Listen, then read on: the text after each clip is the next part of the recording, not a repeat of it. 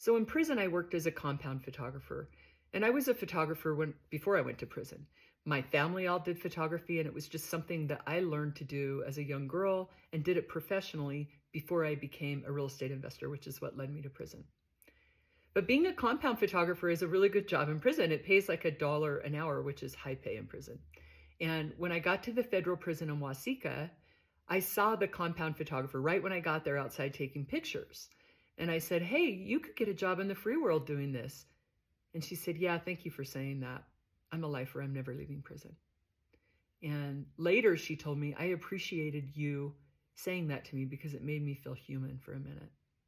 Well, it turned out that I ended up getting a job as a compound photographer, and she and I became partners. And I was excited because I knew a few things. So I took like some potato chip bags that were silver and I made a reflector. I made a little studio. So the girls could go buy a ticket for $1 on commissary, and then they could come down on the weekends and we would take their pictures, and then the officers would print them and give them to them to send home to their families. And I had girls lined up for hours because some of them had never even had a professional picture. I used the light to create a studio, and I made a really good little setup there. And the girls were excited, but it really frustrated Maureen because she wanted like it to be done the same way it had always been done. And I remember her saying to me one time, these girls don't care about you.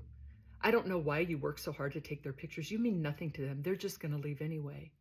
And I said, Maureen, I don't take their pictures because I want them to like me. I take beautiful pictures because I want them to love themselves. And I want to know them to know who they really are. And because I love them. Well, by the time I left that prison, Maureen and I had had some pretty difficult conversations because she was so firm in her boundaries and very frustrated with the way I did things.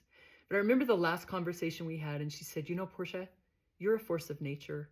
Thank you for helping me see things differently. Thank you for helping me become a little bit less of a lifer.